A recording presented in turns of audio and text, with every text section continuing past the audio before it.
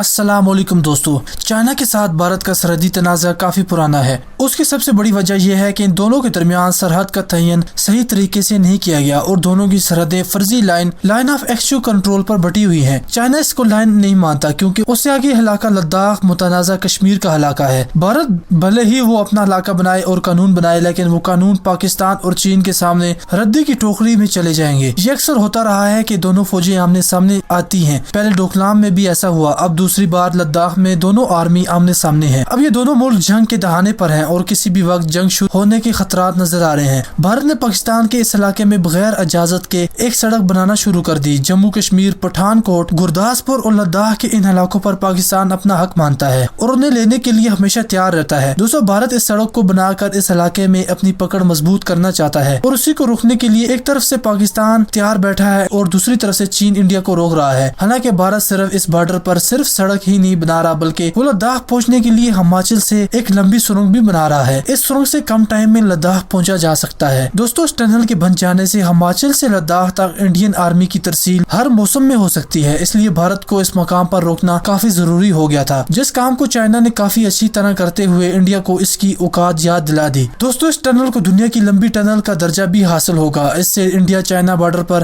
سردی گرمی میں کافی جلدی سامان پہنچ جائے گا اور اس علاقے پر پاکستان کا حق ہے۔ اس لیے اس علاقے میں اگر پاکستان اور چائنا حملہ کر کے قبضہ کر لیتے ہیں تو دنیا زیادہ شور نہیں مچا سکتی، وہ اس لیے کہ پوری دنیا اس علاقے کو متنازع مانتی ہے اور اس پر سوال نہیں کر سکتی۔ بھارت نے کشمیر میں ڈیم بنائے ہیں، کافی کام کیا ہے، لیکن یہ سب پاکستان کا علاقہ ہے اور پاکستان کی اس وقت کی حکومت نے کچھ نہ کیا، اور جب یہ بات چائنا سے براہ راست ٹکر والی ہوئی تو چائنا نے انڈیا کو ایسی پھٹکار لگائی ہے کہ وہ سب کچھ چھوڑ کر بھاگنے پر مجبور ہو گیا۔ دوستو، سڑکوں کا کام بند کر دیا گیا ہے، ٹنل بھی بند ہے۔ چائنا اس علاقے میں کچھ ہی دنوں کے لیے نہیں بلکہ وہ مکمل قبضے کے لیے آیا ہے اور جس علاقے سے انڈیا کی سڑک گزر کر جا رہی تھی چائنا اس علاقے تک عام پہنچا ہے، اس لیے بھارت کی سڑک تعمیر اب ایک خواب بن چکی ہے۔ دوستو، پاکستان اور چائنا اب اسے ایسی پھٹکار لگانے جا رہے ہیں کہ وہ آنے والے وقتوں میں کبھی نہیں بھولے گا۔ دوستو، ویڈیو کو لائک کرنے کے ساتھ ساتھ چینل کو سبسکرائب کر کے ساتھ لگے گھنٹی کے بٹن پر لازمی کلک کیجیے۔ ہمیں اجازت دیں، خدا حافظ۔